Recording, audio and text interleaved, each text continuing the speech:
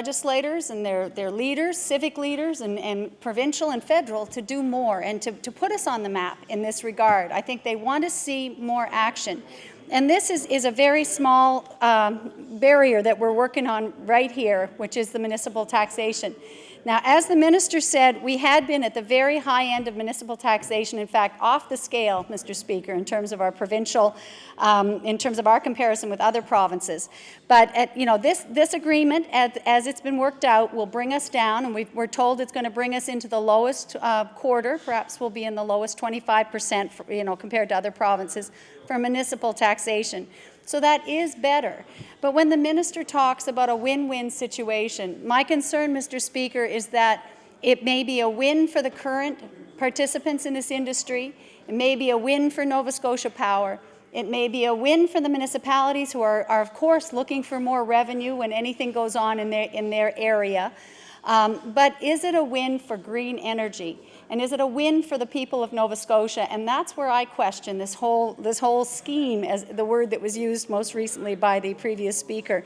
I don't think that this new model of taxation is in the benefit, really in the best interests of Nova Scotians.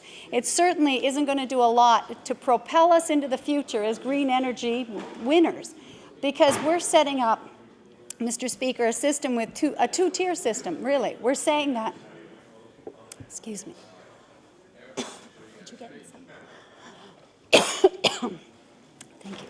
You have to wait a minute. Thank you, I'm having some.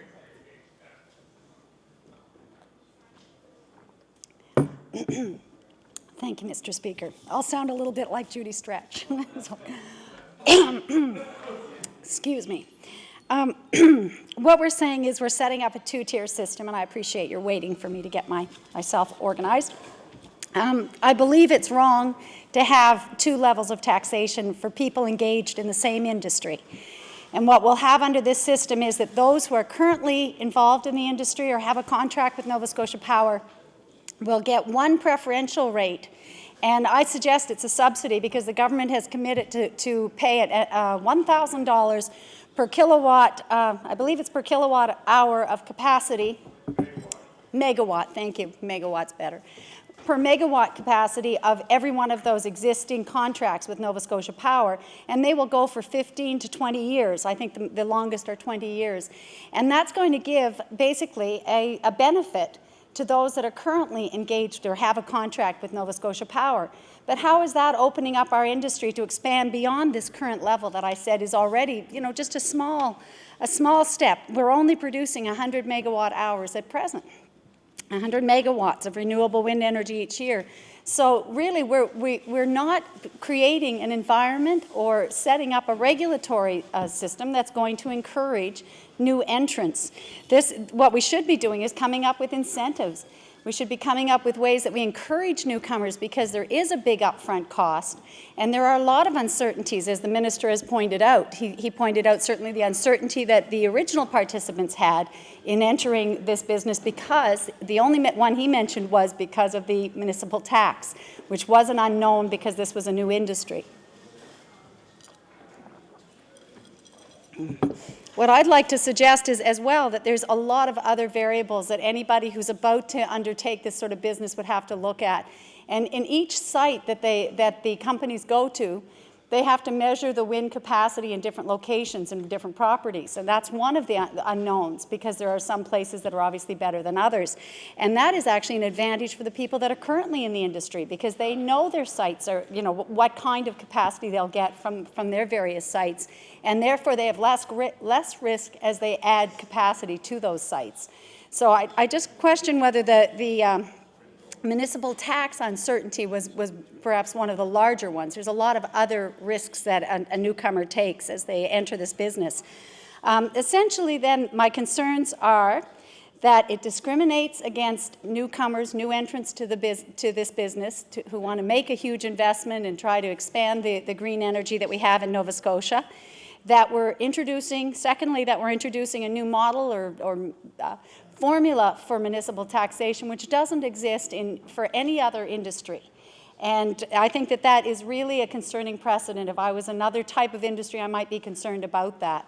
I'd also, there's more information I'd like to get. I'd like to know what municipal services do these wind farms actually use. I mean, they don't need garbage disposal. They don't probably need to have their roads plowed right to their door every day. They're not really a big cost to any municipality if they come and set up and produce, set up lots of these windmills. They're not going to be using very many municipal services. So, I question really about who's really winning in this situation. I think the municipalities obviously see it as a new way to raise money. But I wonder if they're being fair as well in the grander scheme of where we should be going in this province. And the grander scheme is cutting down on our pollution, having cleaner air, healthier people, and relying less on coal-fired energy and more on green sources of energy. So those are my main things. Really, it's the two-tier level of taxation. It's the fact that we're setting a precedent with a new kind of formula and that we're discouraging new entrants to the industry. And those are my concerns, Mr. Speaker. But I certainly, at this point, am anxious to see this go to law amendments and to hear directly from stakeholders, and we'll see where we go from there. So with that being said, Mr. Speaker, I thank you very much. Thank you so much. Thank you. The honourable member for Halifax-Shabukto. Mr. Speaker, we find ourselves involved in a debate that's informed and focused. More importantly, the speakers so far have agreed that what we're discussing is how to transform one important sector of the Nova Scotia economy, the energy sector, onto a more sustainable basis. Let me start by expressing my gratitude to the Honourable the Minister. My gratitude is for the clarity of his statement. I think it was a model of the kind of ministerial statement at second reading that we should expect. It was comprehensive.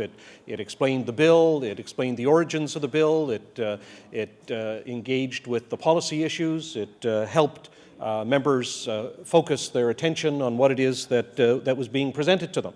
So I hope we see many more such speeches at second reading from ministers. That said, I think we have to understand that this bill is also a bill that is basically just about implementing a deal.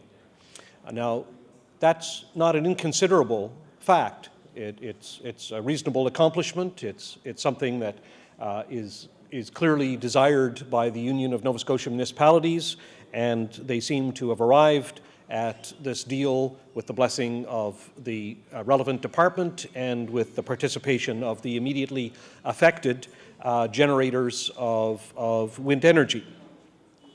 Now, that's fine so far as it goes. But I certainly find myself agreeing with those other speakers who have identified the difficulty here as being that one that we have to ask ourselves whether really we're engaged in a measure that is ultimately going to drive us in any aggressive way towards transformation of this sector. And we have to wonder whether the municipal tax situation has really been the barrier. We're almost left with the suggestion that it has been, that somehow the municipal taxes for wind farms, existing or proposed, has been what it is that's kept us from moving ahead in any aggressive way towards transformation, towards renewables as the basis for our electricity. I have to say that isn't the case. It just plain is not the case. What have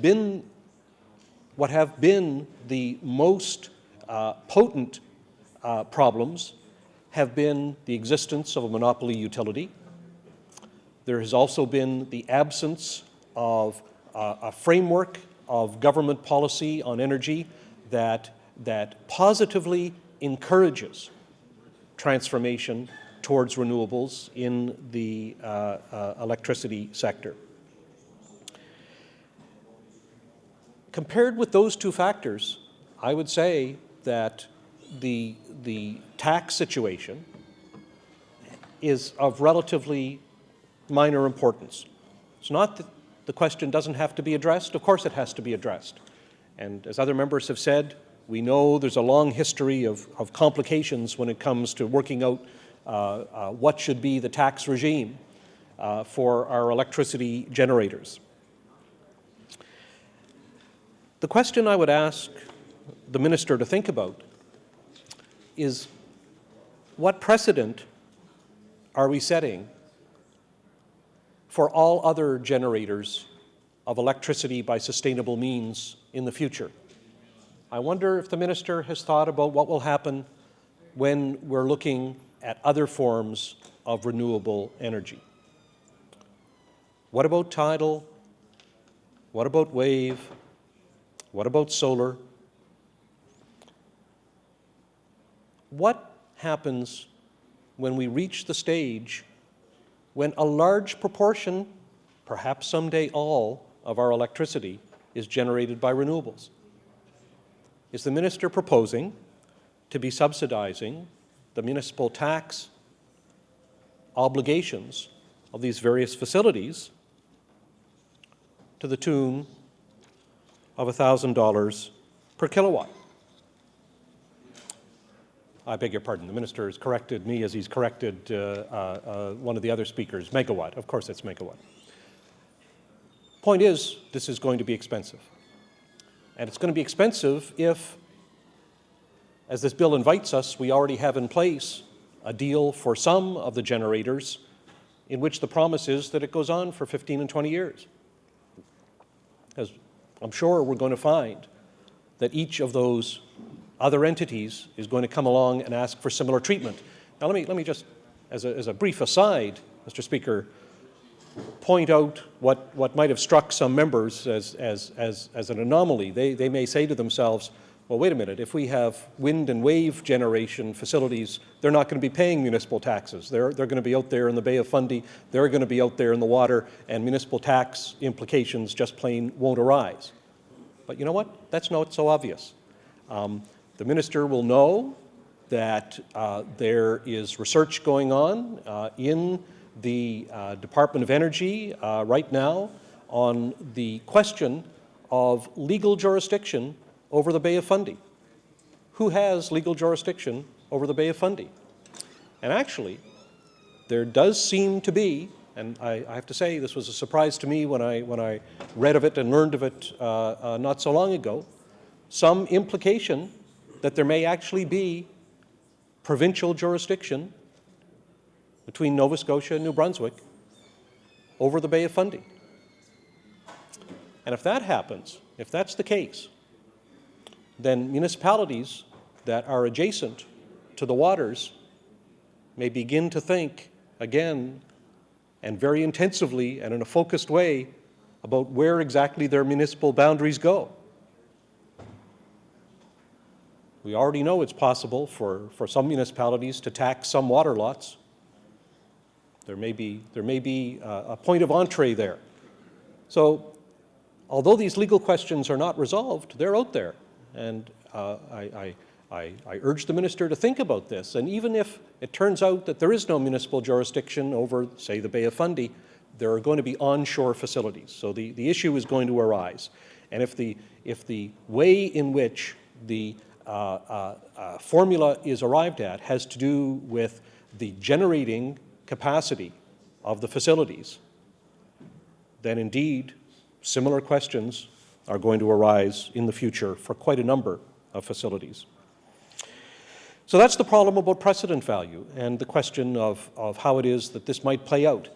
What this leads me to is the conclusion that this issue will be back in front of the floor of this legislature at some point in the not too distant future.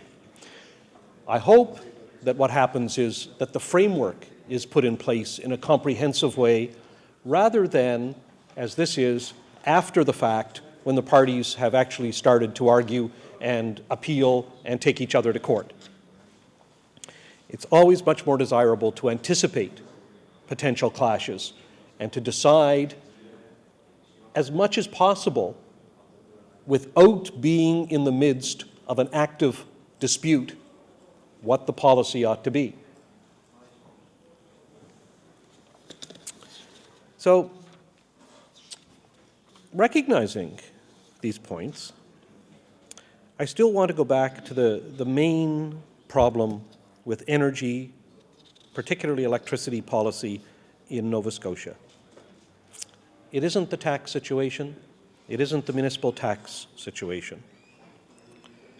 It does have to do with whether government is going to wholeheartedly embrace a policy that says to us, let us move enthusiastically, wholeheartedly, aggressively towards a sustainable basis for the energy sector. So far, I don't see it. So far, this continues to be one of the major problems of our time and one of the major avoidances by this government.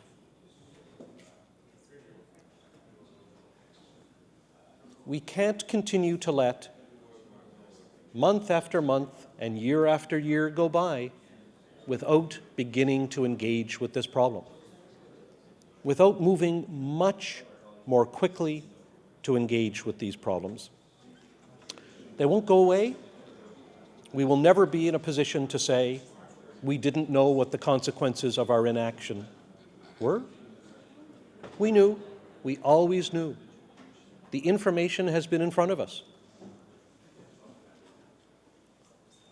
And if we continue to hesitate, if the government in particular continues to hesitate, we're left wondering what it's waiting for. Is it waiting for better scientific information, better scientific evidence?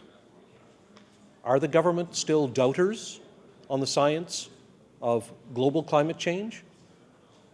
If so, they ought to say so. Then we could have a scientific debate. If they're not doubters about the science, then why don't they tell us what they're worried about? Are they worried about how to deal with the existing electrical monopoly? Well, that's a fair point, but we ought to debate that. The government should put out a research paper, bring forward a bill, start roundtable discussions, open up the issues, but become engaged. If it's not the position of the monopoly electrical utility, if it's not financial market issues, perhaps it has to do with the fate, the ultimate fate of the existing generating stations. Well, I can understand that. That's a serious policy question. That's something that should be debated here on the floor of this legislature and undoubtedly will be at some point. But the debate has to start. The government has to get the ball rolling here. And if they don't, what will ultimately happen is that in other jurisdictions, the transformation will take place. In other jurisdictions, the technology will be developed. In other jurisdictions, the economic models will be developed. In other jurisdictions, steps will be taken and are being taken that will have implications here. We will be, not as we're sometimes described, price takers. In this case, we'll be policy takers. Everyone else will have moved ahead beyond us. And at some point, we'll be left to say, okay, whatever has been done in Ontario, in Vermont, in California, we will at last, the last in North America perhaps, finally do it ourselves. That is a policy mistake. We don't have to be put in that position. But we're putting ourselves in that position by failing to move quickly. And there will also be economic consequences, let's be clear. Because if we are policy takers, what that will mean is that the technology will be developed somewhere else, and we'll be buyers of it. We'll be buying our electricity from somewhere else. Someone else will be manufacturing the solar panels, the wind turbines, the wave and wind generating machines. Someone else will be doing that. We'll be buying that technology, and the dollars will be going out of our province. The scientific expertise will not be developed here. It'll be developed somewhere else, and we'll just pay for it. That is not a happy legacy. So I put this to the minister not just on the basis of a question of dealing with the atmosphere or dealing with global climate change, I put to him, if he can't identify with those concerns, on the basis of the future economics of our province. Surely his government can identify with that. Surely his government can understand that if you don't get ahead of the wave, it's just going to come crashing over you.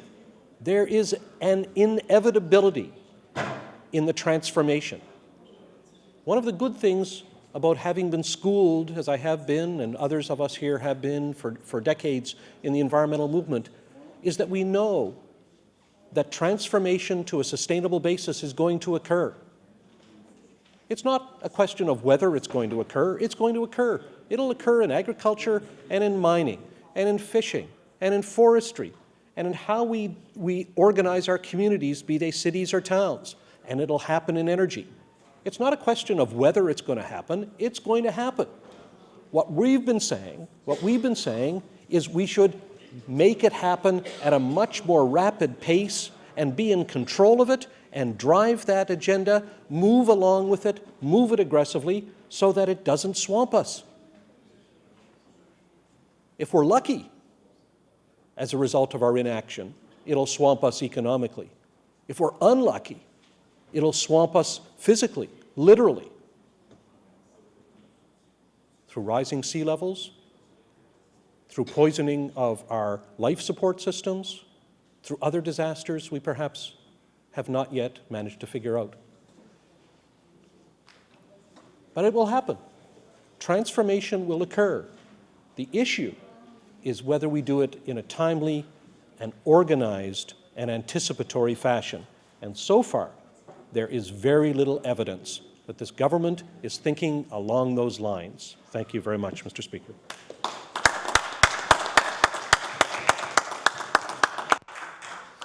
Thank you. The honourable member for Preston.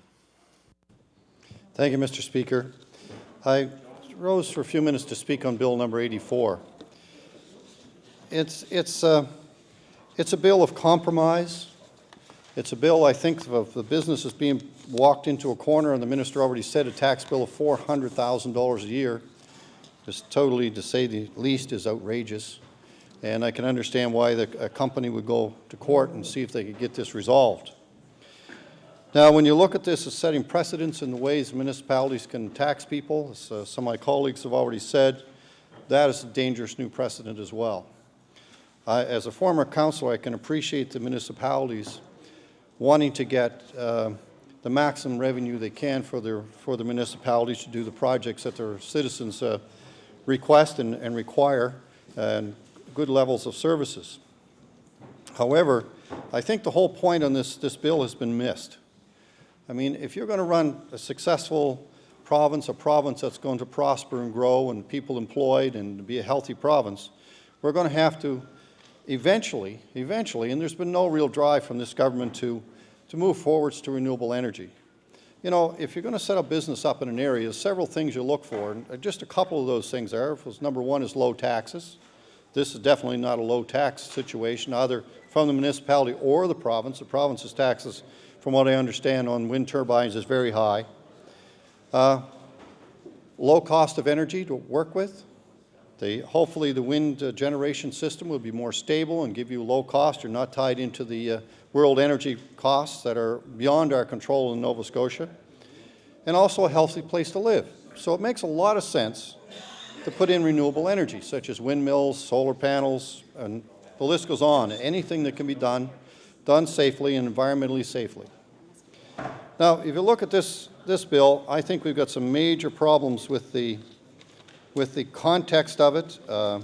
You just go and you look at, for instance, in the bill is the municipalities are soon going to take over assessments.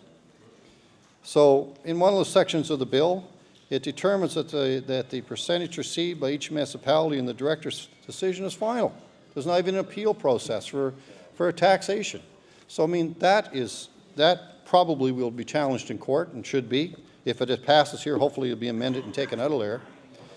But when you really look at the need in this province for low-cost energy and clean energy, I mean, we got Nova Scotia Power, one of the worst polluters in North America, and here we are trying to promote things like wind turbines and other renewable energy, and you got the cost of the municipality taxes way too high. Now, that's only one small part of it.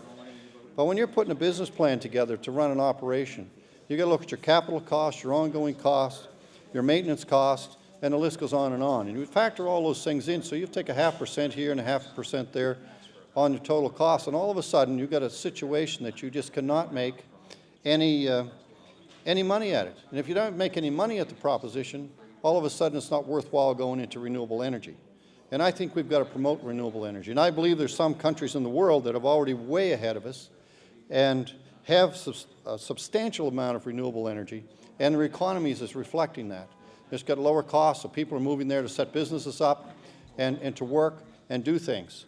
This, I don't believe, is doing anything at all to help that situation.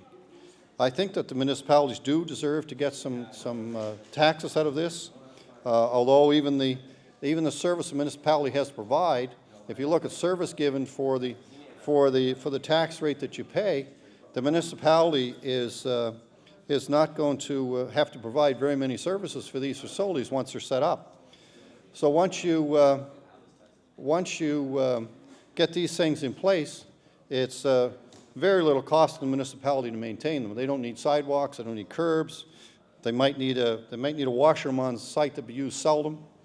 And if you look through the bill here, even if your turbine isn't working, if it's under a major repair or maintenance agreement, it should be noted they still have to pay tax on it.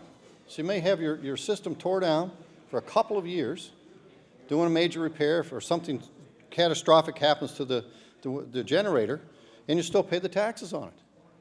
And that's not acceptable. It's not acceptable. Then at the time when the business needs a break to make sure they can get the repairs done, which could be very, very expensive, they're still paying taxes, property taxes on this. It just doesn't make any sense. The only time you stop paying taxes is to tear the thing down. And that's an expensive proposition, though. So nobody's going to tear it down to repair it and then put it back up again once these things are in place, because they are very expensive to install. So I think this bill has to be really carefully reviewed. My colleagues from the NDP party have made, and my colleague from our party have made very good representations on this. And we've got to move towards renewable energy in this province. You know, we're giving our natural gas away.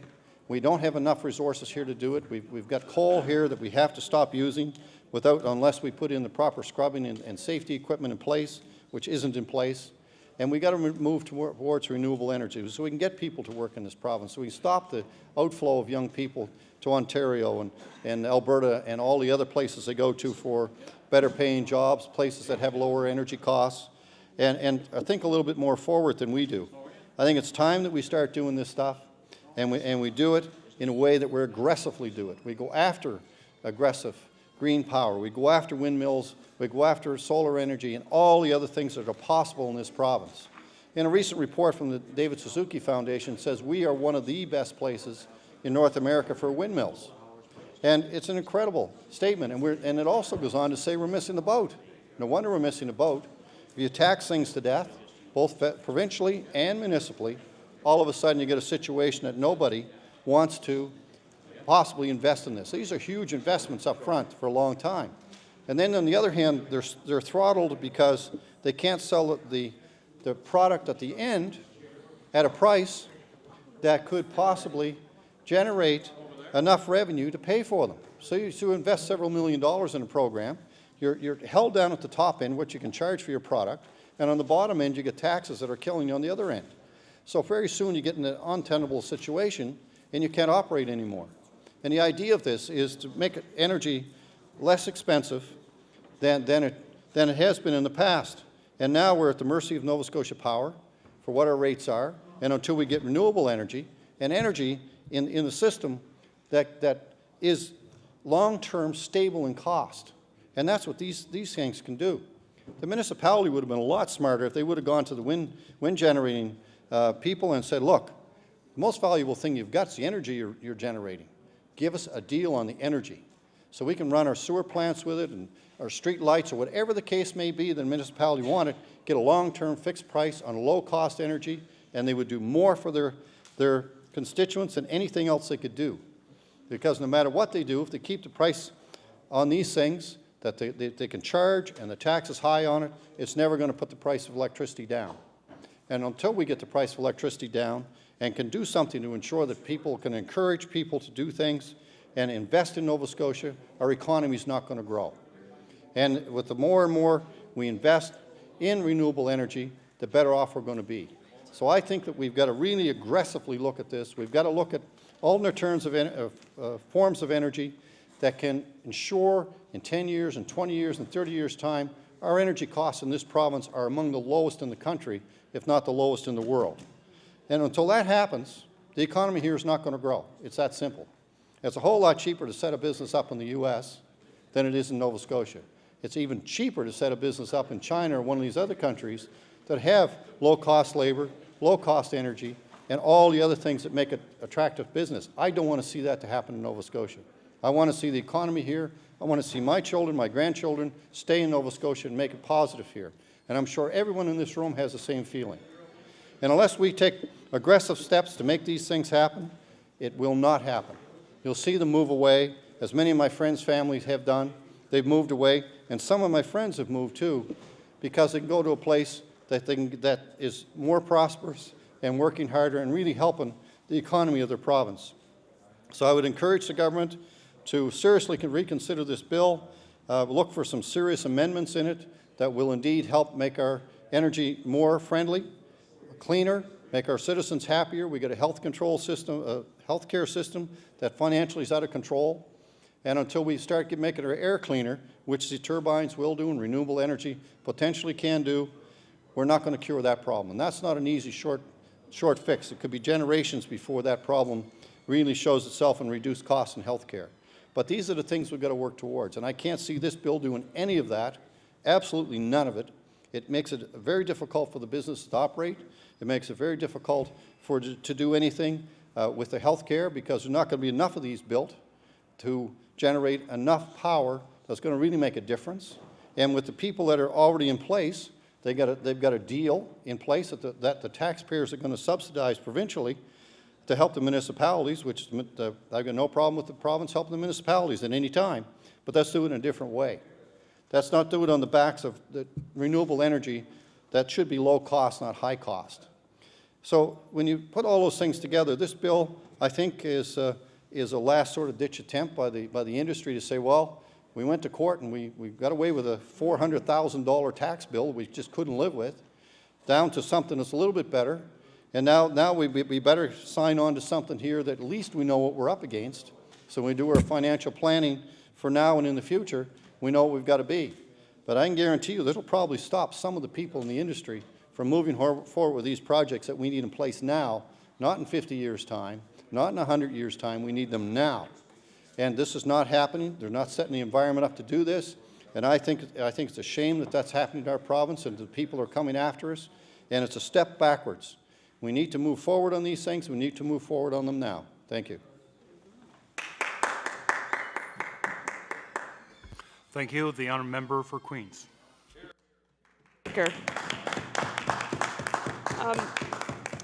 I want to congratulate the minister for moving this bill forward to second reading today. I think it's a clear signal to the renewable energy industry that it certainly is a boost to get that industry moving forward. And this is welcome news. I know many in the industry have been pushing for better taxation regime around wind farms and wind turbines, and this is a start to move that forward. So again, my congratulations to the minister for bringing this forward. And I know from sitting on the Planning Advisory Committee in my own riding of Queens for a number of years, when we were discussing planning and zoning around wind development in our particular county, it wasn't an easy effort. It wasn't easy to come up with definition for a wind turbine. It's certainly a different type of industry. Certainly a turbine is not similar to our cell phone towers across the province. It's not considered a building necessarily because there is only one trap door in the back of a wind turbine. So, coming up with a definition, we had to be very clear on what our definition of a wind turbine would look like. And of course, talking about planning and zoning for turbines was also an interesting task because the site preparation that takes place prior to a wind turbine being erected it takes a lot of planning, a lot of thought.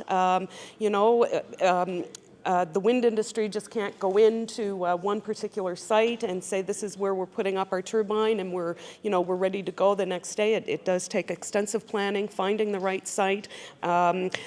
Some site locations are not located close to the grid, and so consideration needs to be made for putting roads into some of the particular sites. So there's a lot of that preparation, and when we walk through our own planning and zoning around wind turbines and wind farms, we gave it all of those things a lot of consideration.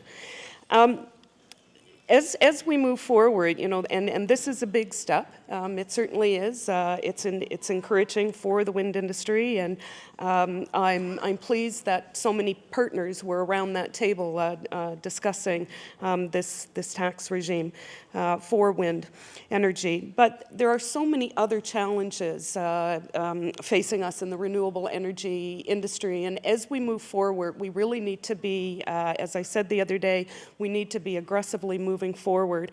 Land use and planning is going to be a challenge for a lot of municipalities who haven't already considered what planning and zoning will look like for their county should wind move ahead in different parts of the province. And of course, some communities will have, there will be challenges in some communities where folks feel that wind turbines perhaps don't fit within their community, kind of the not in my backyard syndrome. But I think most consumers are becoming very educated and know the benefits out there with this green, clean power. Venture capital is a huge issue for the wind industry. It's an expensive startup for sure. I mentioned just preparation for sites and the costs related to getting sites prepped for a wind turbine, and certainly if the industry is looking at a firm, it's a lot more of site prep and site planning, sometimes taking a few years to get that initiative completed, doing all of that site work.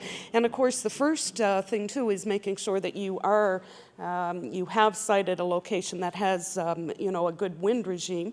And so usually, a test turbine will go up and sit on a site for a year or so to record the data of the wind regime in that particular area. And that costs a lot of money for this business to do that, because a test turbine or a data recorder certainly is also a costly venture for startup. And then some in the industry find that their particular test site isn't the best site after all. And so, again, they're looking for, again, starting from scratch and looking for that best site. Once a good site is located, the costs increase in terms of, you're having to put in that foundation, and the costs of a turbine can really be prohibitive for a lot of people just starting in the industry. Small turbines can run into, in excess of $2 million, we'll say, for a small turbine. And then there's the queuing up for a turbine. Unless the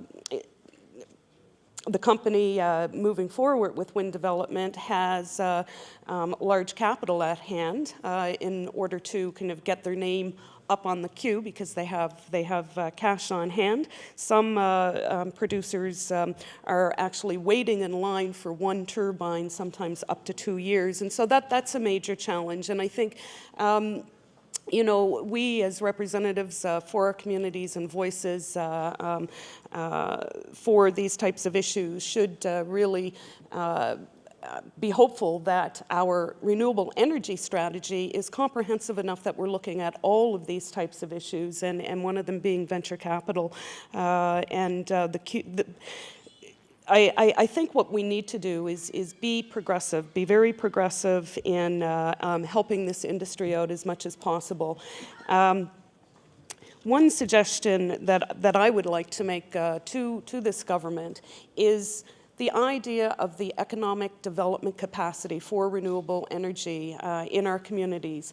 You know, if we look at even decentralizing the way we deliver power. Currently, we have, you know, all of our power transmission lines run basically in one direction. The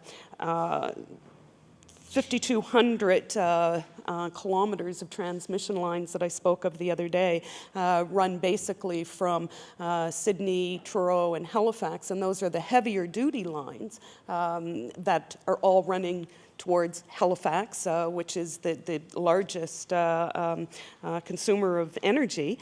And then the smaller grid lines run throughout the rest of the province, and the transmission lines are clearly not designed the way they are designed and the way they're running are not, they don't have the capacity for a real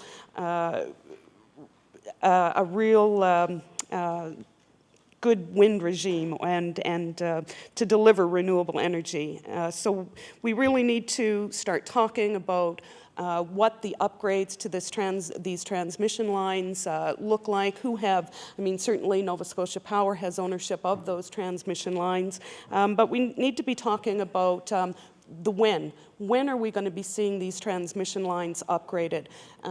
That's going to be a big concern for this fledgling wind industry, and so I think we do need to be talking about that, and certainly government should be showing leadership in that discussion.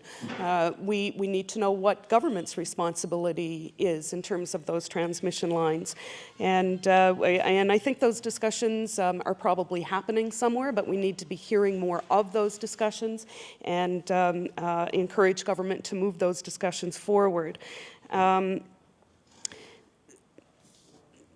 Other problems that the wind industry will face, of course, is the lack of the government's commitment to move forward on all of the recommendations as laid out in the document, the Electricity Marketplace Governance Report. You know, the industry has been waiting for a number of years now for that report to be fully adopted. The government did make a commitment in-house to adopt all of the recommendations in that report, and until all of those recommendations are adopted, then it remains a barrier for the wind industry to move along.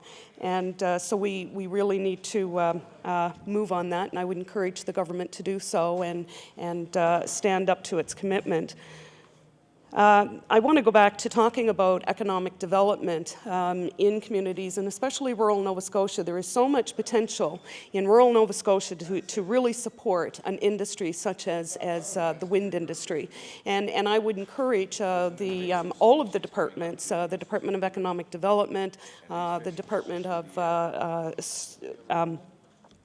the Department of Environment, and certainly the Department of Energy, to be working very closely on the economic development that can potentially create a number of jobs in rural Nova Scotia and really help this industry move along. And I want to go back to my words around the queuing up for the wind industry, and in some cases they are waiting 2 years for a turbine. We have the potential here in this province to really look at some of the production around the wind turbines, and I really firmly believe that it would assist not only in the ability for our many skilled tradespeople to really develop their trades here rather than taking their skills out west. But we do have the ability to create that industry. We should be manufacturing every widget and gidget that is part of a wind turbine. We have the ability to get into the manufacturing of widgets and gidgets for the tidal energy that will hopefully come online over the next couple of years. So, you know, I think we need to be progressive and look at the economic ability of this new industry and what that can do for rural Nova Scotia. And I understand in some countries such as Germany and Denmark, the production of turbines can create upwards to, I think there are 45,000 people working in Germany in the wind industry alone. That's a lot of people. That is a lot of people. I think one turbine, the manufacturing of one turbine can actually create 11 jobs, I believe. And I may have to go back and look at some of my notes if anybody would like me to confirm that at any point in time. But we do have the potential here before us to not only move this renewable industry forward, but to look at the economic ability to really sustain some of our rural communities. And I want to talk a bit about sustainability. I mean, certainly, you know, the costs up front for a wind producer, it's a lot of money up front, but after the turbine is completely paid for, then you know, profits start to happen for that wind industry producer. And certainly that's not a bad thing. I mean, we'd like to see you know, any person getting involved in any particular business, we like to encourage some profit. And I think there's potential for community ownership of some of this resource. And I think, you know, the wind being that type of resource that, you know, we're not digging it out of the ground, we're not mining for it, we're not drilling for it, but it just kind of flows overhead all the time. And really that type of resource really belongs to all of us. And so I would encourage not only economic sustainability that this industry has the potential for, but also the power for community ownership of their own resources. And which brings me back to some of those recommendations. Recommendation 51 in that EMGC report clearly lays out some framework for renewable energy producers, or IPPs, to sell directly to consumers. And as I mentioned a couple of days ago here in my place, that we really need to be giving Nova Scotia Power a signal and some healthy, green, clean competition. Sustainable economic development is one reason we need to be aggressively moving forward, and of course clean green power is something that we all recognize as something that we have to be accountable for, we have to take responsibility for, and with that we really need to aggressively move some of these initiatives forward and remove some of the barriers that will keep us behind the times. As one of my colleagues mentioned earlier, you know, we are behind now in our progression within the renewable energy field, and other countries and other communities across this country are moving forward aggressively in their renewable energy strategies, and we have the potential here to do that as well. Again, I'd like to say congratulations to the Minister, because this is a welcome step in the right direction, and certainly for those in the industry, a most welcome step. But I would encourage the Minister and the various ministers around the different departments to really get busy and come up with that comprehensive, detailed renewable energy strategy that will further enable this new industry to move forward. We only have 28 turbines here in Nova Scotia. That's not a lot. And so many of those turbines are still the test turbines, and it's unclear whether some of those sites will actually develop into bigger wind farm sites. We need to be looking at in the fence production of our wind resources. We have many industries that could benefit from that. So I support this bill, and I look forward to it moving to law amendments at some point in time at a future date. And again, please take some of my comments seriously. Thank you. Thank you. The honourable member for Pictou West. Thank you, Mr. Chairman, and I appreciate the comments from my colleague, and I want to take a few minutes to add a few further comments. There's an old song that goes, the answer, my friend, is blowing in the wind, and I think it was Bob Dylan that sang that, and it's got a lot of truth, into what the relevancy of this bill and the potential for wind power here in Nova Scotia. This bill generally is good, I think, Mr. Speaker, but it's got a few things I'll mention as I go along that maybe have some room for improvement. But overall, I'm glad to see it. I'm glad that the government has brought it forward, because I know it's been a real stumbling block to creating more wind turbines, to creating more green energy and more renewable energy here in our province. And I'm going to touch on a couple local wind turbine projects that are in Pictou County, where I come from, that have had some stumbling blocks, but nonetheless there's some good things going on. But I want to touch first of all on the bill itself and on the taxation structure that is proposed, and I think it's a compromise that certainly has been worked out by Service Nova Scotia, by the Union of Nova Scotia Municipalities, and by, I guess, by the UNSM. So full credit certainly to Ken Simpson, Executive Director at UNSM, and to the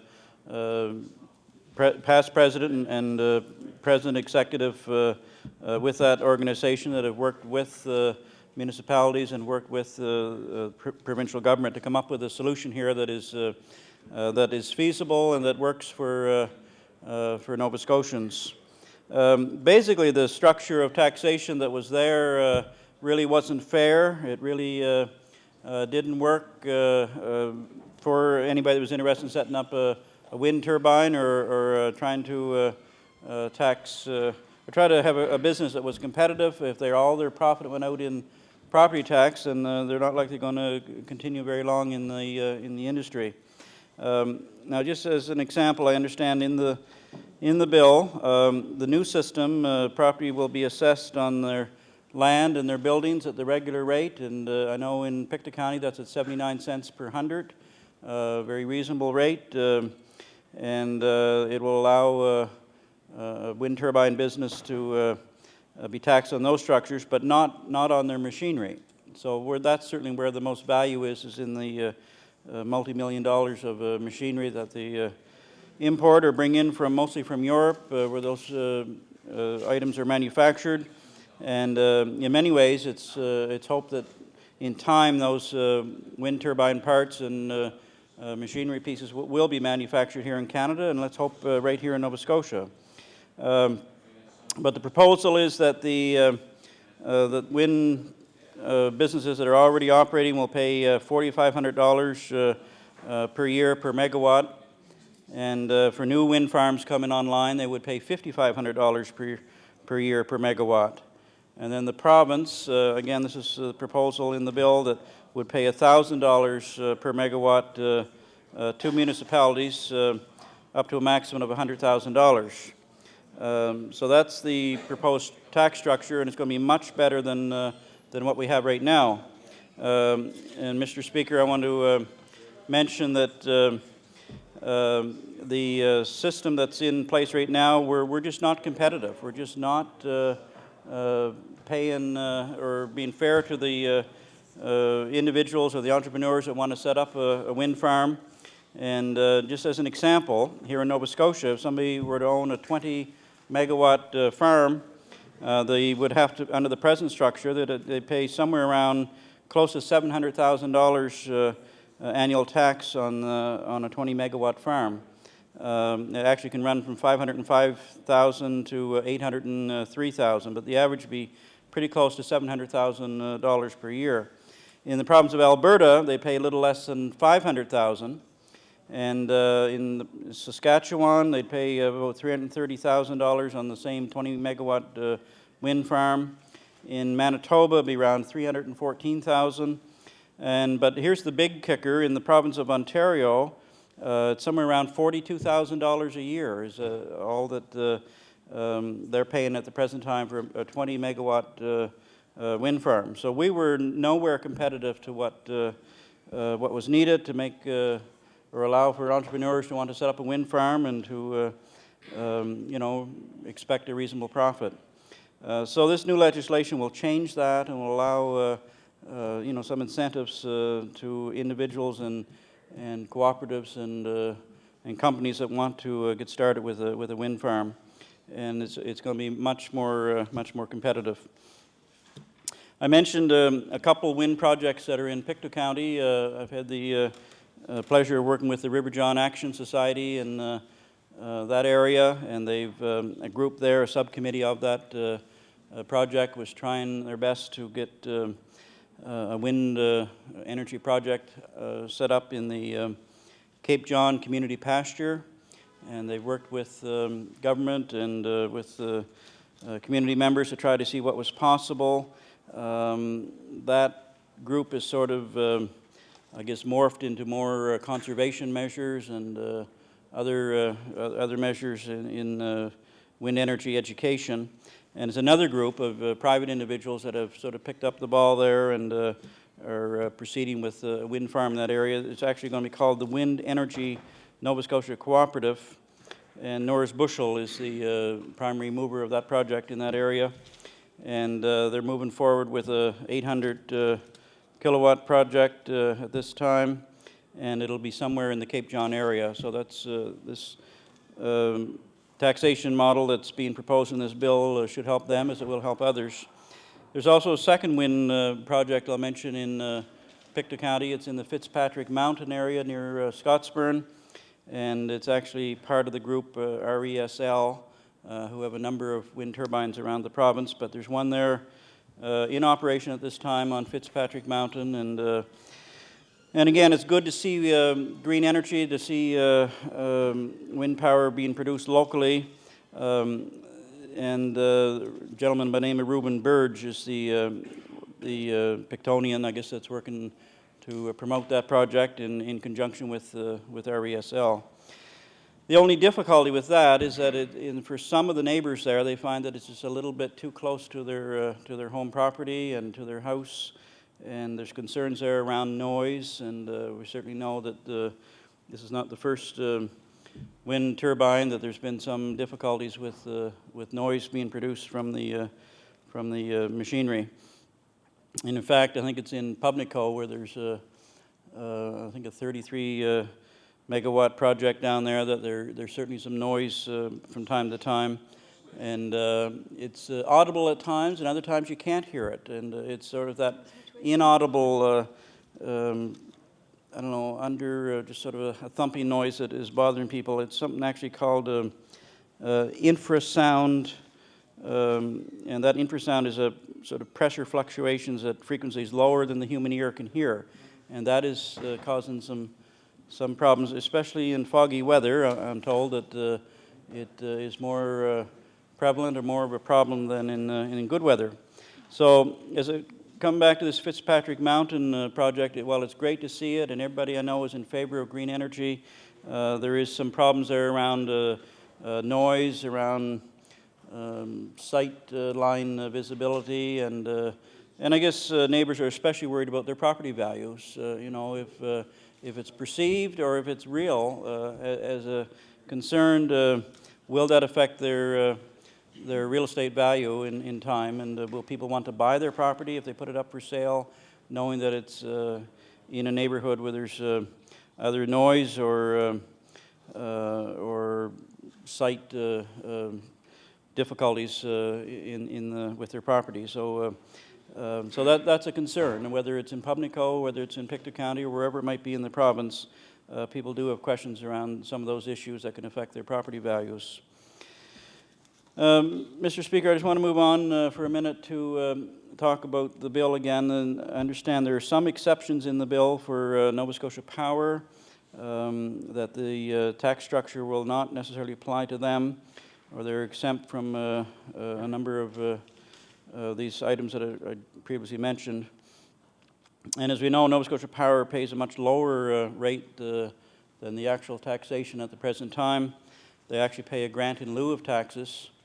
And for some municipalities, that's a real problem. I'm thinking in particular of the town of Trenton, that for years has been asking for government to review the grant in lieu of taxes structure that is there.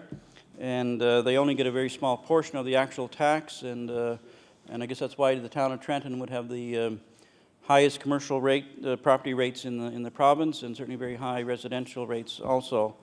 And there's something, not just right with that tax structure, and that a very large industry that's in the town can get away with not paying their fair share of taxes, and it hurts the municipality, and hurts all the residents of that area that in reality are making up that tax that someone else is not paying. And so that's a problem in that situation. The other issue that I might have when trying to promote renewable energy and trying to be fair to everybody is that the rate that at the present time that power producers receive who come online, they have to sell it to Nova Scotia Power, and the rate is at a kilowatt hour I guess tariff of 6.5 cents, and in other provinces they're paid much more than that if they produce electricity from a wind turbine or solar energy or a biodiesel plant or whatever. They're getting a much more competitive rate than 6.5 cents. In fact, some provinces, I think it's up around 12.5 cents. So, I'm not saying it needs to be that high, but it has to be fair to the producer and also fair to us, all of us as consumers. So under the present system, I guess, for renewable energy, there's a quota system in that when somebody wants to set up a wind turbine, or they have to, as an independent power producer, then they have to sell it to on the grid to Nova Scotia Power. They got no choice. And like Pubnico is set up now, they have 31 megawatts of power being produced, and that's sold back to the system at a locked-in price. There's another system that's available to many areas of the world that seems to be working quite well, and it might be one that our government here should consider, is what they call a standard offer contract, or an SOC. I think it has some other names that it's commonly referred to as such things as energy feed-in tariffs, or a minimum price standard, or a fixed price system. Other municipalities in Canada, especially in Ontario, are using that system. The state of California has a standard offer contracts. In fact, in Europe, 84% of renewable energy is coming from this type of arrangement called a standard offer contract. And it allows small producers, it allows farmers, it allows cooperatives, it allows co-ops of various sizes to be guaranteed a price, and they know they can go online, and if they build it, they're going to be able to sell it. But they're not at the mercy, I guess, of a middleman such as Nova Scotia Power, but generally they can sell directly onto the grid. And it doesn't matter if they're producing it from wind or from solar or from tidal. Maybe it's a farmer that has a lot of corn and he's growing a crop, and he can get permission to go ahead with a standard offer contract, and he knows he's going to be guaranteed a certain price at the end of the day. So it allows for a guaranteed fair price for the producer, but also balancing it out with a fair price for the consumer. So I think it's something that seems to be working in other parts of Canada, other parts of North America, and certainly in countries like Spain and France and Belgium. Many of the European countries are into this system of power production. So I would ask that perhaps the minister might be able to consider looking at that system as an alternative to what's being proposed here today. But to sum up, Mr. Speaker, I do think this Bill 84 does have a lot of merit. It's sort of a compromise that several groups have come together here to look at a better taxation system, a fairer taxation system that will allow more green energy to be produced in this province. But I would ask, secondly, that the minister and the department might consider some other alternatives around Nova Scotia Power and around standard offer contracts as alternatives. So with those few words, Mr. Speaker, I'll take my seat and look forward to what other members have to say.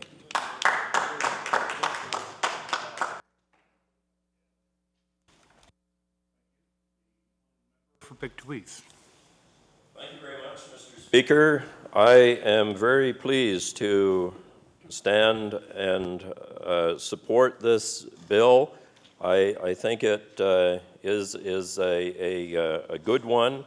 I always like to accentuate the positive, so I would like to begin by paying a compliment to commend the Minister of Service Nova Scotia and Municipal Relations, and also the Minister of Energy on this issue. I think they are, in fact, shining a little light on the darkness that usually exists on the other side of the House on most issues. I'm very, very pleased that the Union of Nova Scotia Municipalities worked on this bill. This gives me some comfort, some real comfort, much, much more comfort than if the government had worked on it alone. Having served on 2 municipal councils, the municipality of the County of Pictou and also the municipality of the District of East Hants, and having attended the Union of Nova Scotia Municipalities for about a dozen years, the annual meetings, I have confidence in its leadership. Being an MLA since just June the 13th, I don't have the same confidence in a lot of the issues that have been put forward so far by this government. Anyhow, having said that, anything that leads us to the government's modest goal of 20% clean power, I think is good. And Mr. Speaker, I do believe that this goal at some point should be moved upward to 50%. I think we need a long-term energy plan, and I hope that that does come forward. This is doubly good, this bill, in the fact that it allows for long-term planning by investors, and it also allows for taxation for municipalities. So I think we are moving in the right direction with this limited bill. However, in saying that, I think we have to look at Nova Scotia Power, Inc. and the monopoly that it has in this province. And we have to encourage Nova Scotia Power, Inc. to come up with agreements that provide for fair returns to generated power, or those involved in generating power other than itself. And I believe that Nova Scotia Power, Inc. has to move over a bit and make room and welcome other entities in power generation. I think it has to do that because if it doesn't, it will be pushed over. And I believe that there is the opportunity for Nova Scotia Power, Inc. to really do something positive at this time. Mr. Speaker, I'm really excited about more power being generated by wind, but I'm also very elated about some new developments in tidal power, some new designs, turbines that are placed at great depths with protections for marine mammals and for fish and all kinds of other incorporations into the actual design structure to make these very clean and efficient ways of producing energy for Nova Scotia. Now, it's my understanding that a prototype would cost about $10 million for a tidal system. And I firmly believe that we have to look at encouraging that kind of investment and encouraging it in a very orderly and immediate fashion. I look at the $45 million that has been proposed to do an overhaul of the stack at Trenton Works. There is something in the order of $30 million that has been allocated for a bag system to collect the particulate matter that is currently going out in fly ash form. And actually, the area of greatest concern is in the hillside area, which is part of my riding in Pictou East, hillside and surrounding area.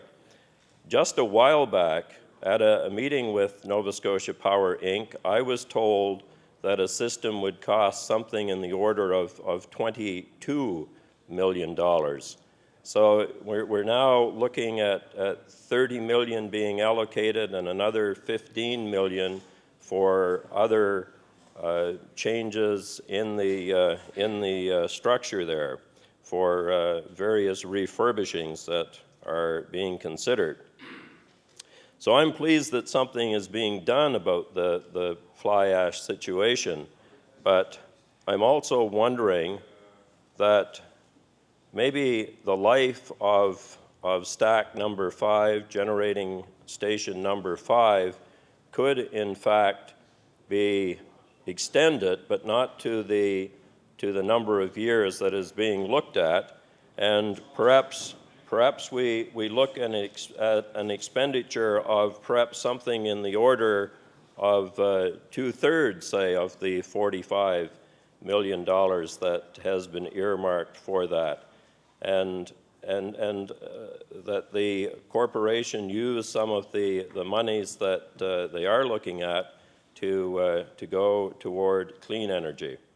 So I asked to be added to the list somewhat at the last minute after it had been prepared, but I did want to go on record with a few remarks. So in conclusion, I again give support to the bill number 84.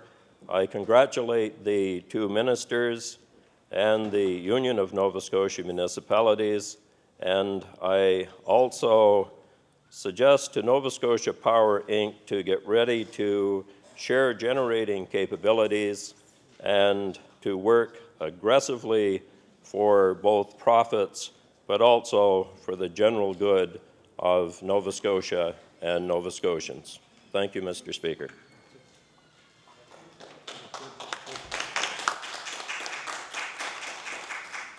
Thank you. I will now recognize the Minister to close debate on Bill number 84. The Honourable, the Minister of Service Nova Scotia Municipal Relations.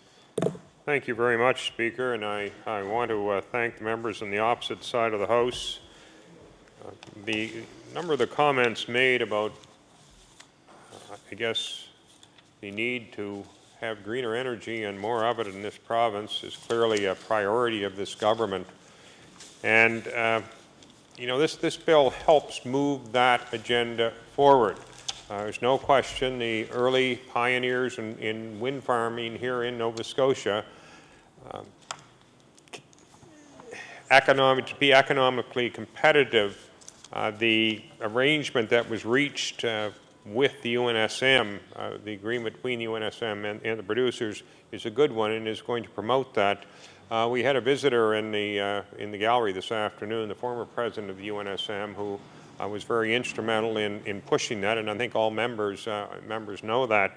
And it's interesting too, although I was somewhat surprised by some of the comments from the member from Clayton Park, because her colleague, I believe the next bill that will be called in this House is going to be the bill about the agreement between the municipality of the County of Richmond and Stora Enso to kind of reach an agreement on a reasonable tax structure that would satisfy both parties.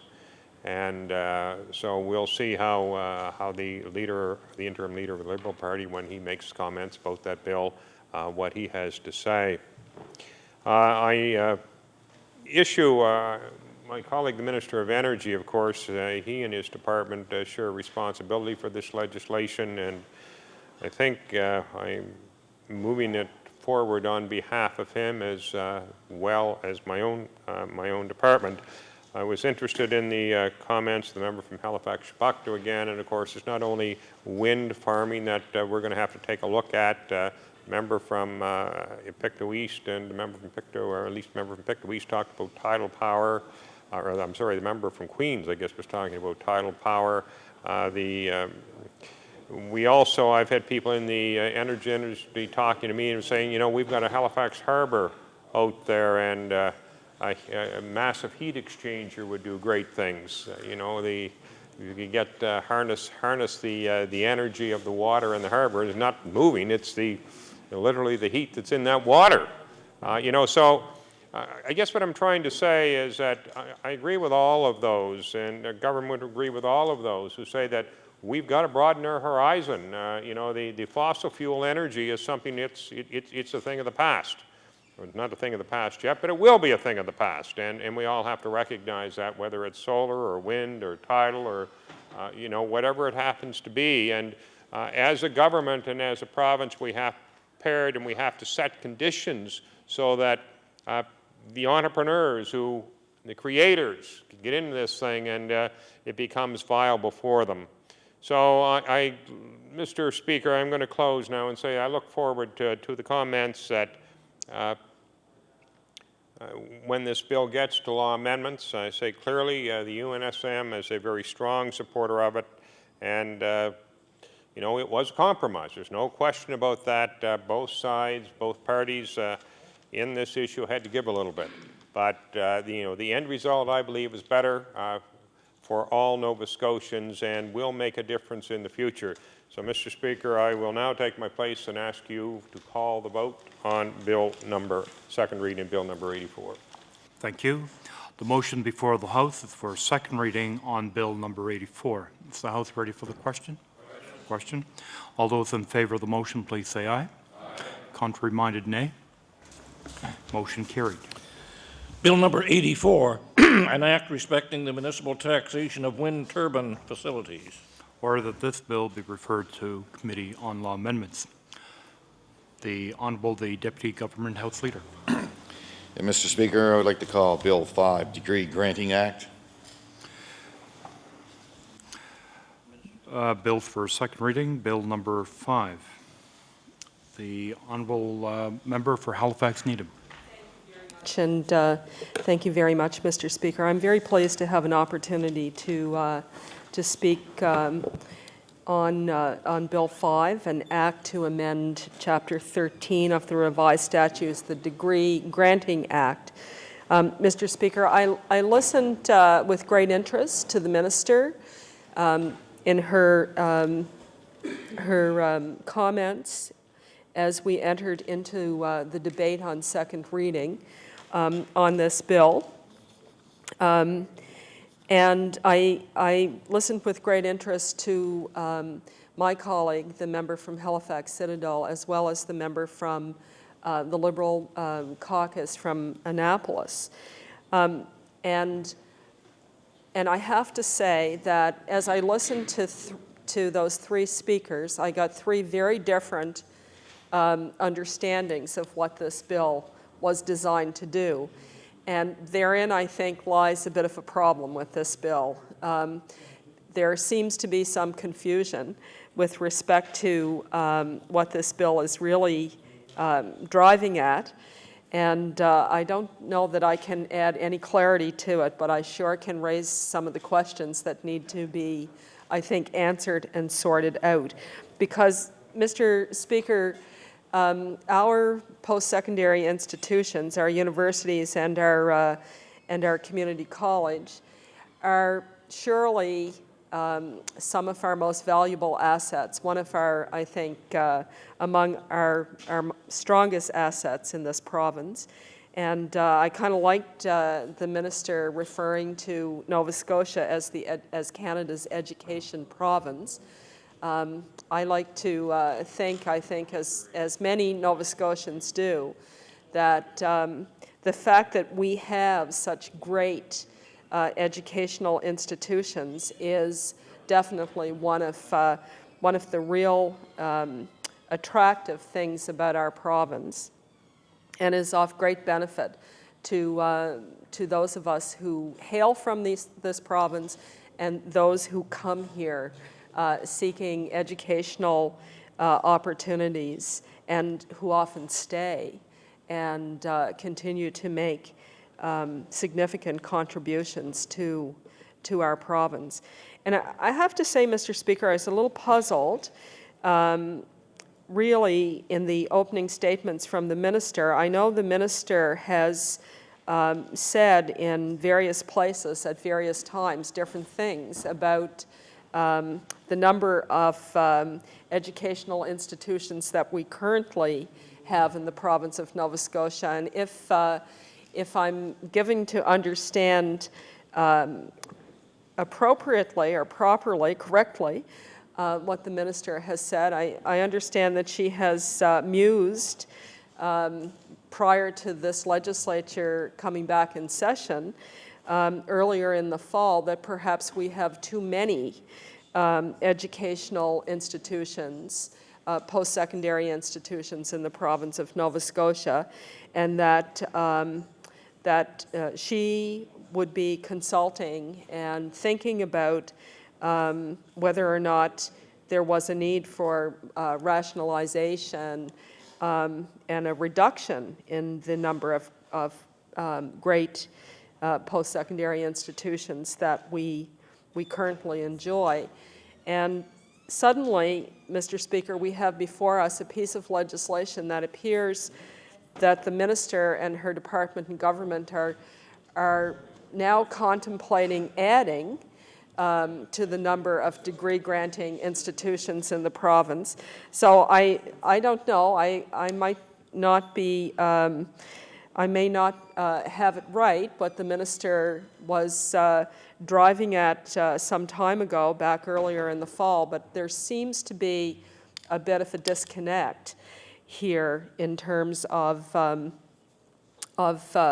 looking at adding additional degree-granting capacity into the province, at the same time talking about the need perhaps for greater efficiency and rationalization in our existing educational institutions. And at this stage, Mr. Speaker, I would like to be very clear on the record that the rationalization of our existing educational institutions is not really something that I would support. And I don't mind associating myself with a number of really excellent educational facilities in the province. I've had the privilege to do my undergraduate degree at St. Francis Xavier University in Antigonish. And every year, I have to say, when the Maclean's report comes out on universities, I'm always very pleased to see the maritime universities doing so well, and I'm always particularly pleased to see my old alma mater in Antigonish leading the pack. That's not to say, Mr. Speaker, that I don't take some enjoyment in seeing how well some of the other schools in our province do. Acadia certainly is an outstanding educational facility, as is St. Mary's, and indeed I still hold a position at Dalhousie, at least for the time being. I'm still a faculty member at that university, although, Mr. Speaker, I am on leave. But I do keep my hand in the day-to-day teaching of at least one course, one elective each year.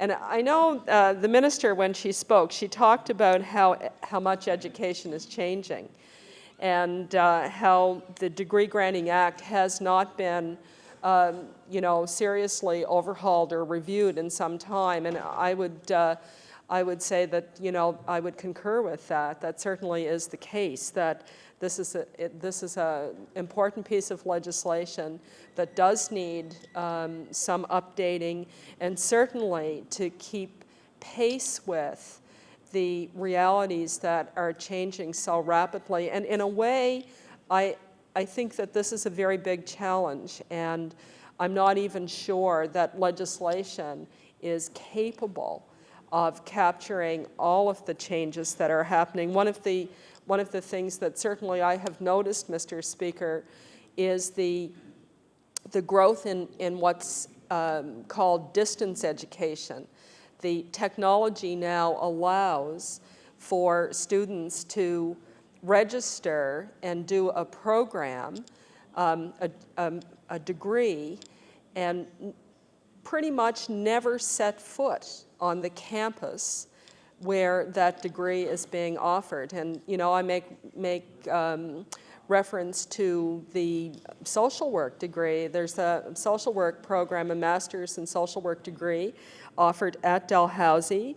And I think in the graduating class last year, there was a young woman walked across the stage who had come back from Kuwait to receive her degree during the convocation, but she had studied entirely in Kuwait and was able to use computer technology and other forms of technology in order to complete her studies. And so this certainly represents a significant change in the manner in which university post-secondary education and indeed many other programs are currently offered. I spoke with her mother at that convocation, and she told me that her mom told me that her daughter's husband was studying medicine. And he was in Kuwait, but he was studying, his medical school program was, I think, the university, Columbia University in New York. And they had some sort of a partnership relationship with a university in Kuwait. And so this very much reflects the current context in which students are studying all over this province and indeed all over the country and elsewhere.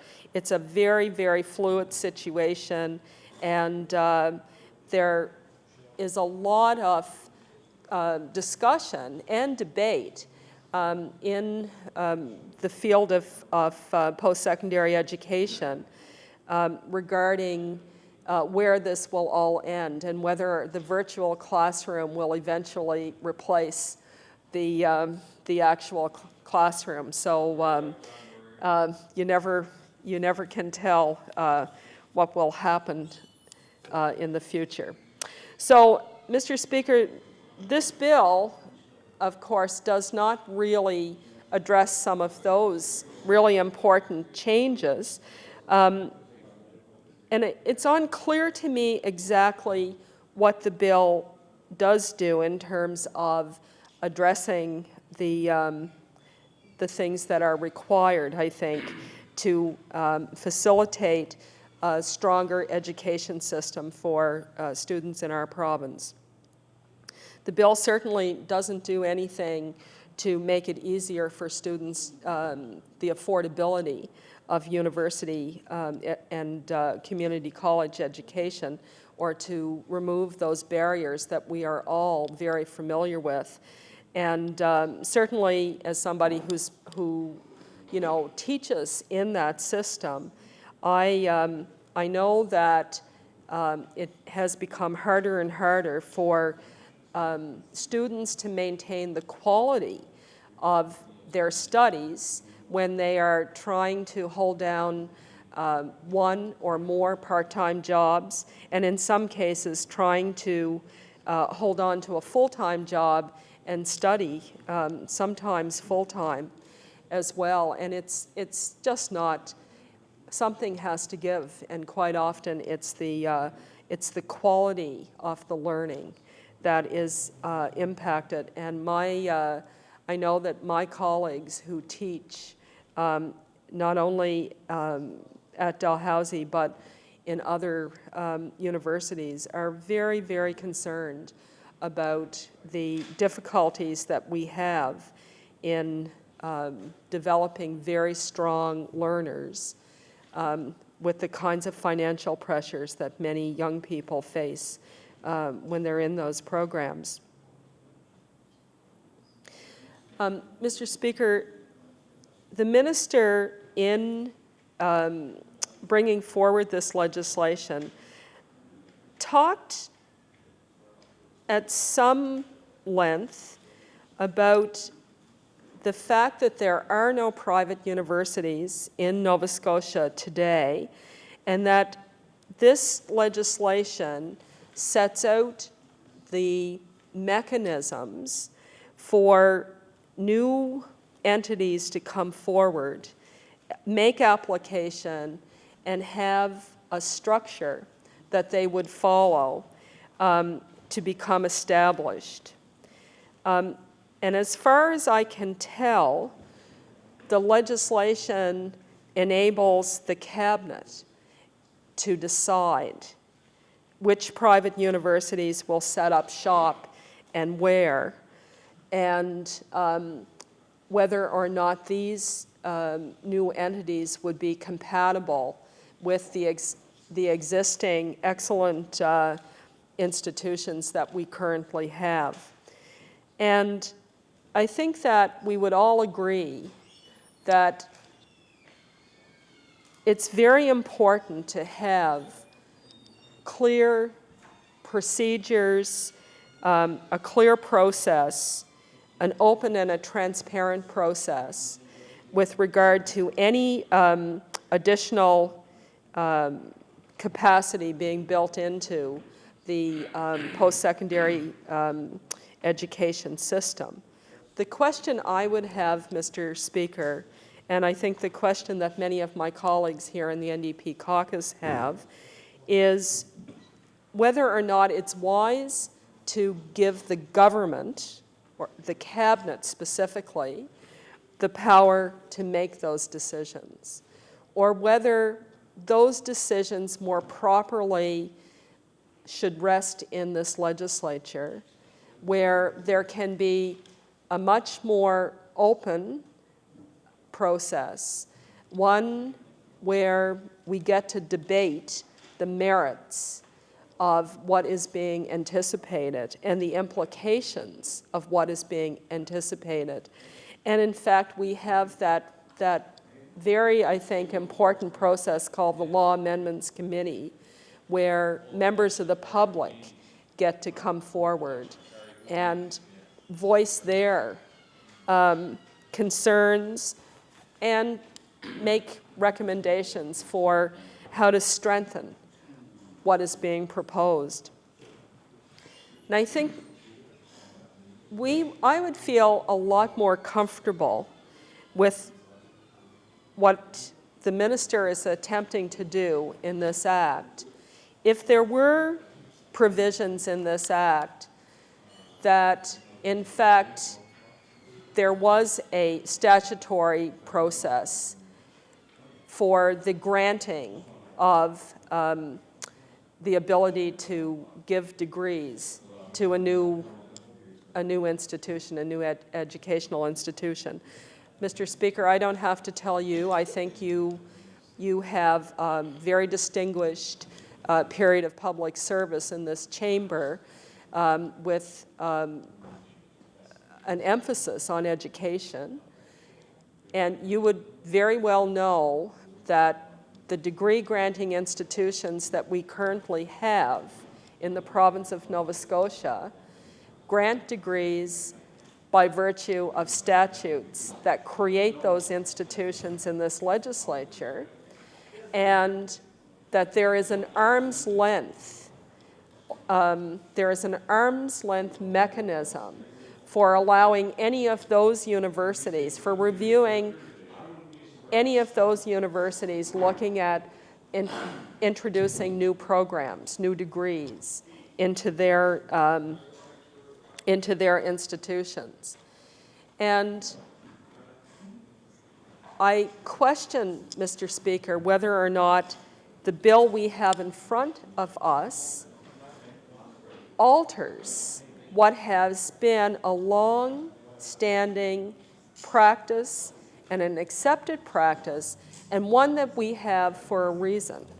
And that reason essentially is to avoid any kind of political interference or pressure or the appearance of any kind of political interference or pressure into the arena of post-secondary educational institutions.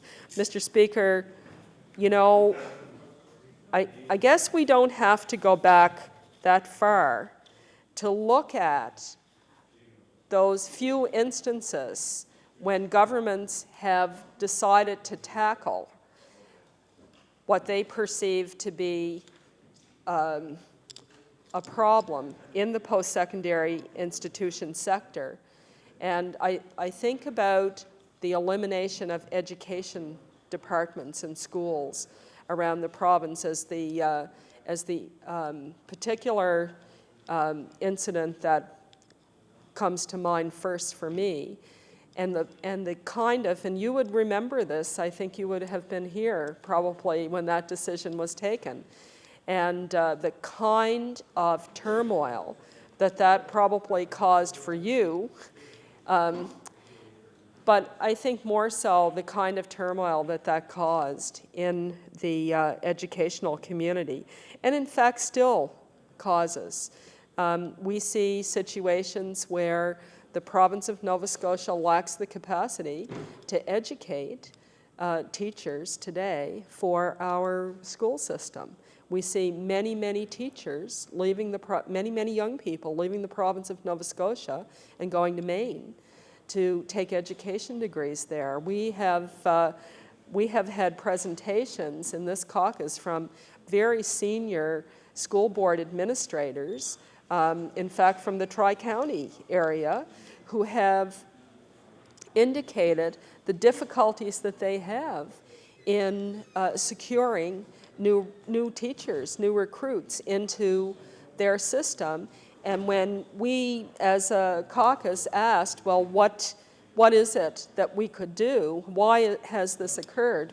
The answer was the elimination of departments of education, and that kind of rationalization that went on has come back now to do some real harm in some of the boards around the province. So this is not really, I think, the best way to have the development of degree-granting programs done by government, done by cabinet, done in a process where there may be other considerations going on, like cost-cutting, like trying to find a way to balance your budgets. And, you know, the post-secondary educational institutions, there are many, many people who believe that these institutions are you know, sort of the institutional settings of the elite, that they have excess capacity and that they spend wildly. And I can tell you, having worked in one of these institutions, that we were very frugal, and quite often I couldn't find chalk because of the cost-cutting measures. All of the things that we've seen in our school boards in terms of, not having textbooks, not having enough paper for Xeroxing, not having the resources to even have heat in our buildings sometimes certainly exist in these institutions. So not every post-secondary institution and every setting within these educational facilities are flush and plush with lots of dollars, Mr. Speaker. So I think this is a fallacy, and I think government really meddles in the educational system directly in this way at their own peril. It's not the way to build Nova Scotia's reputation, I think, as the education province. I think we have to have the mechanisms of oversight, and government really does have the role and should have the role for regulation, accountability, all of those kinds of things. But the granting of the license, the charter, whatever it's going to be called, to confer degrees in this province should not be a power that is vested in the cabinet to decide, but in fact it is properly a power that rests in this legislature, that has rested in this legislature for many, many years, since the origins of Dalhousie. I would submit, in all probability, would have been the first institution to have been established through an act of this legislature. And Mr. Speaker, I see no compelling reason to change that practice that has been established and has seemed to have served us very, very well for all of these years, Mr. Speaker.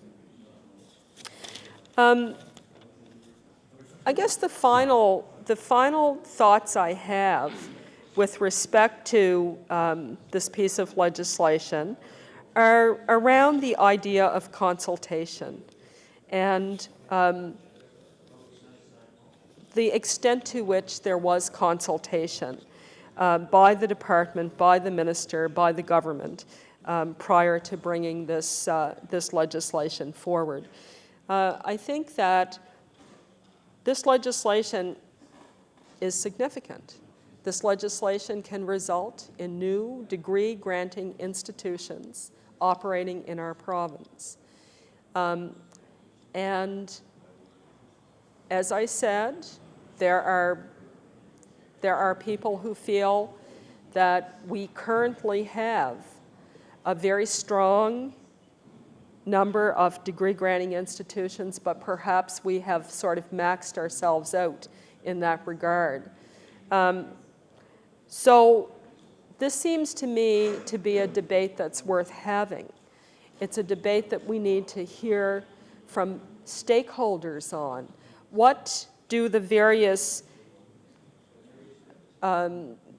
players currently providing post-secondary education feel about adding additional institutions of higher learning?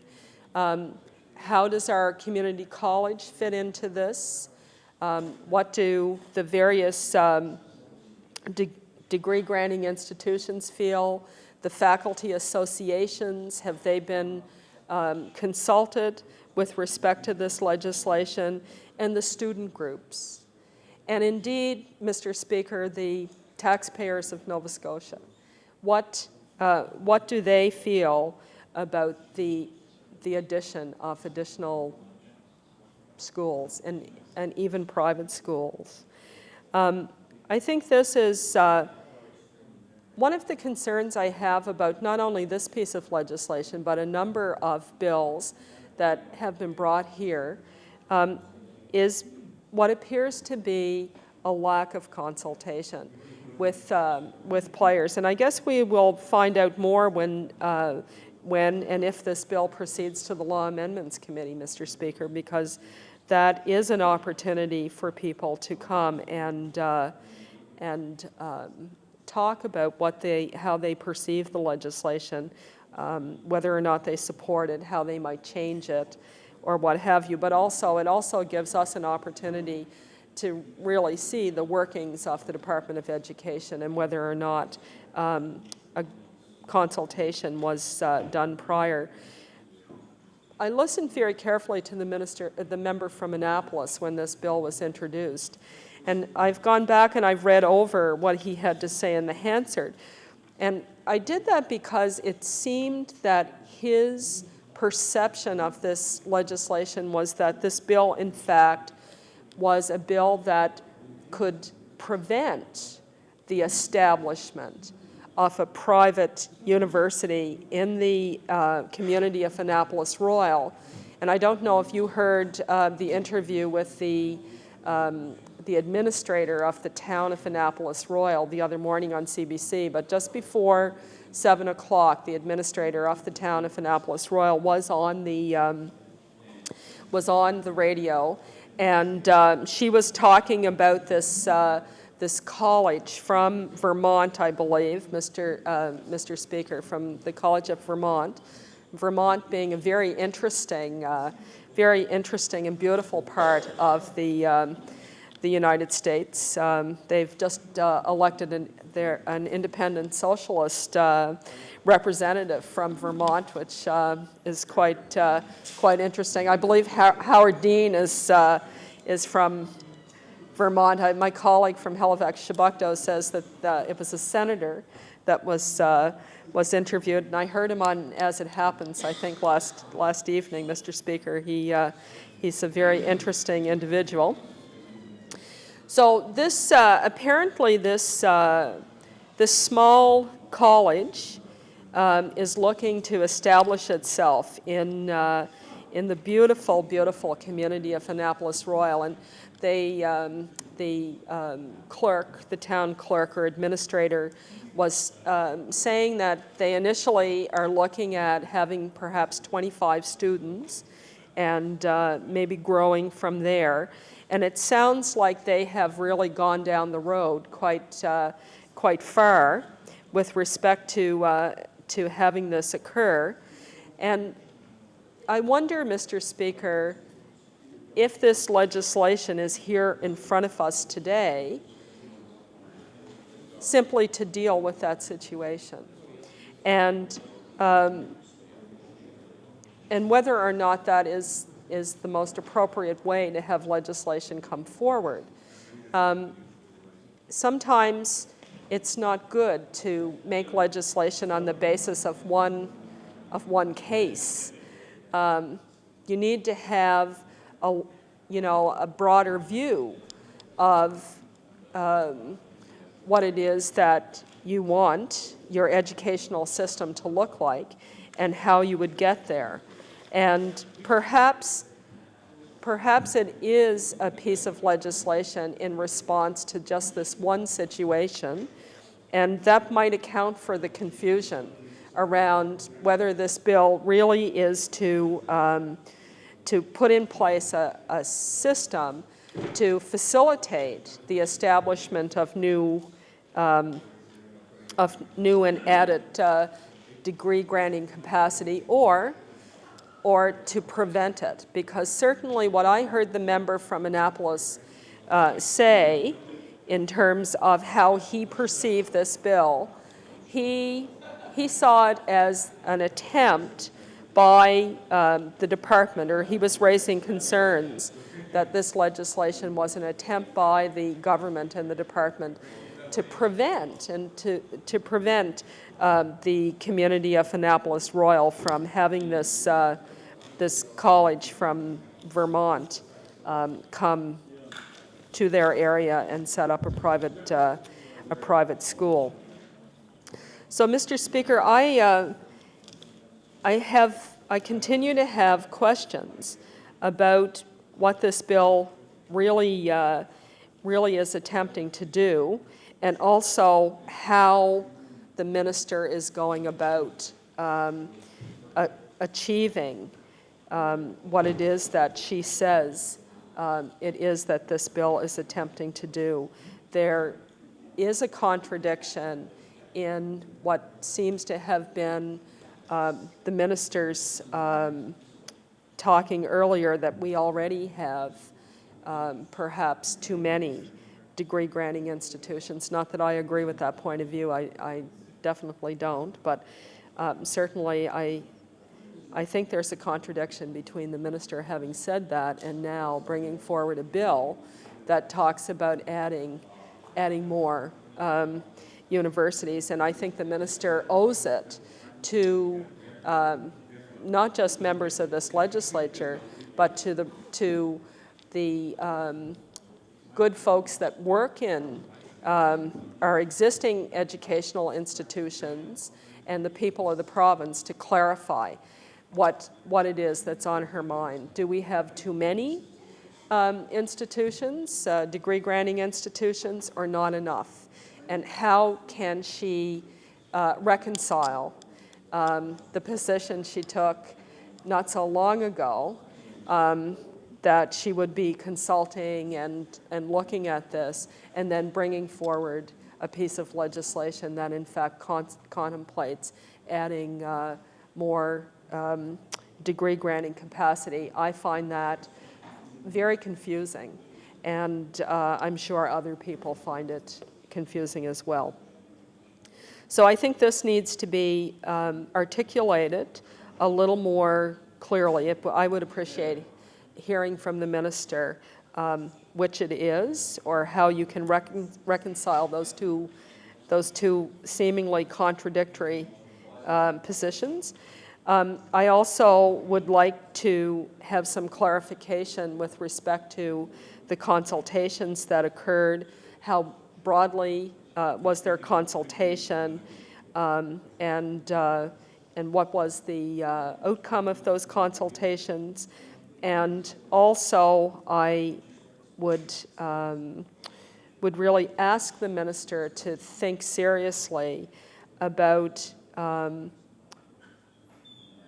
the power that this bill gives to the cabinet to establish new degree-granting programs, rather than having that power here in the legislature, where it historically has been and where I would suggest it should remain.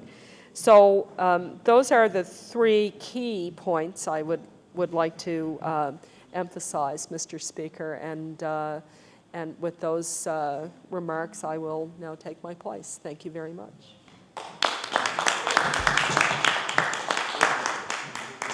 Thank you.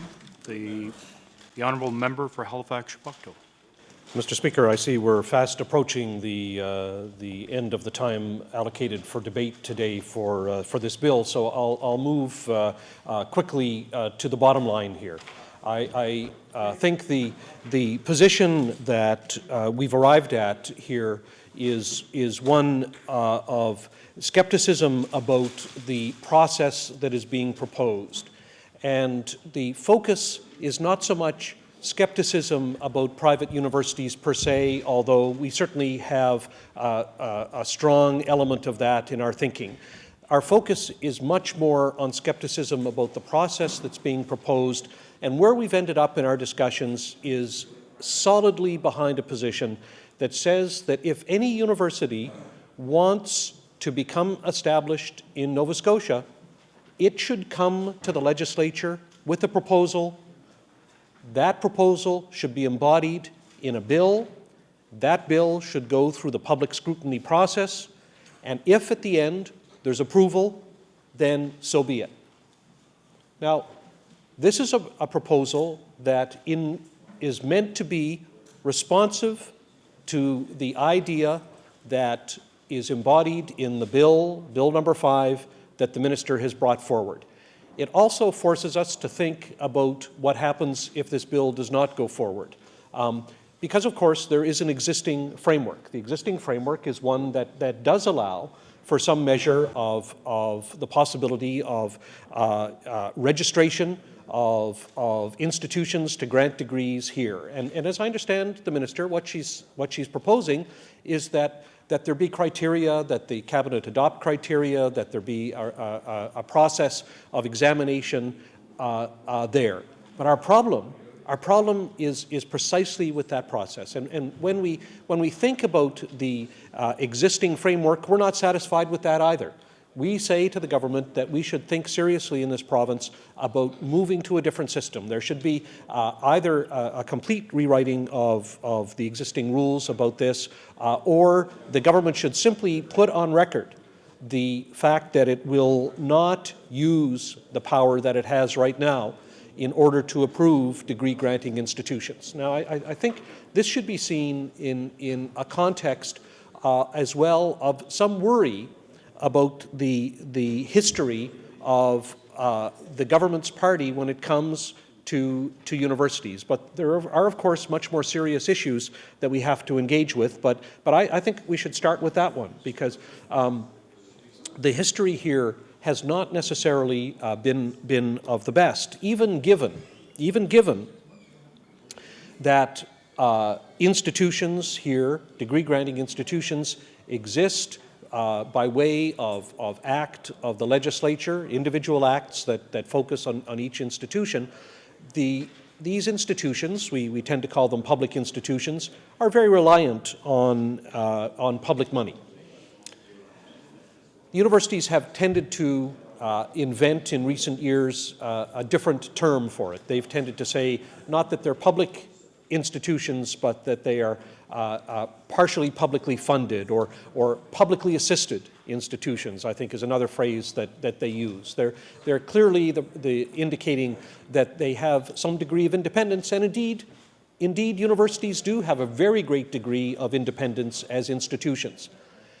When we speak up for legislation, we're speaking up for the tradition that has prevailed in Nova Scotia and throughout the country when it comes to degree-granting institutions.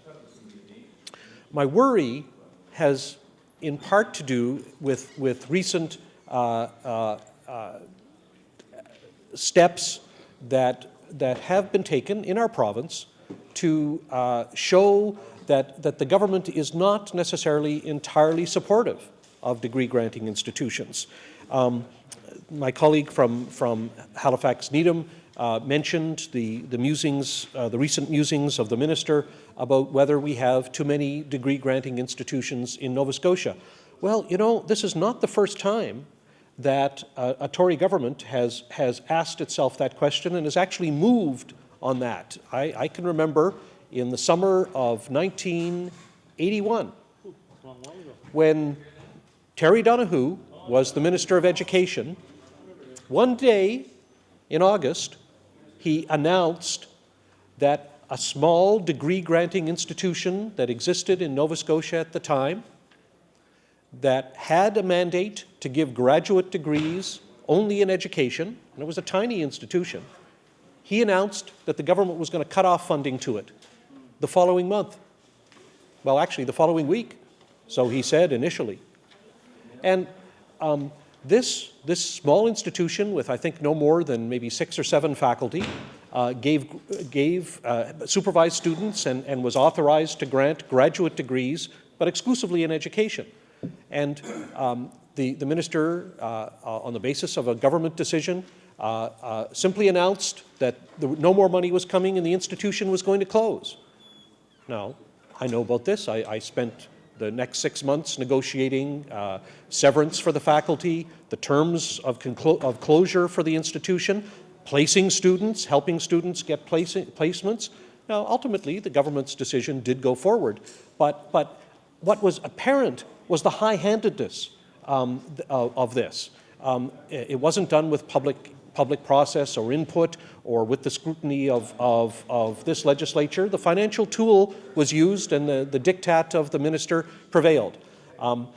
I see that perhaps we've come to the end of the time for today. Mr. Speaker, I certainly have more to say, and may I therefore move adjournment of debate for now on Bill 5. Thank you. The motion has been made to adjourn debate on Bill number 5. Is it agreed? Agreed. Motion carried. The Honourable the Government House Leader. Thank you, Mr. Speaker. I'd now move that the House adjourn to meet on the morrow at 9 a.m., sit till 3 p.m. The order of business for tomorrow would be public bills for second reading and private members' public bills for second reading. Thank you. The motion before the House is for the, Motion before the House is for the House to rise and meet again tomorrow at the hour of 9 a.m. The House will sit tomorrow between 9 a.m. and 3 p.m. All those in favor of the motion, please say aye. Aye. Those against, motion carried.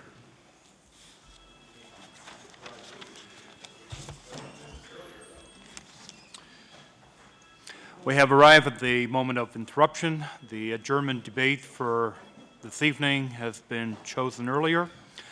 Therefore, to be resolved that this government releases the Cape Breton Public Housing Asbestos Report. The Honourable Member for Cape Breton Nova. Thank you, Mr. Speaker. Mr. Speaker, I rise today in a very serious matter in my riding, Mr. Speaker, and all across the province of Nova Scotia, asbestos in public housing, Mr. Speaker. Mr. Speaker,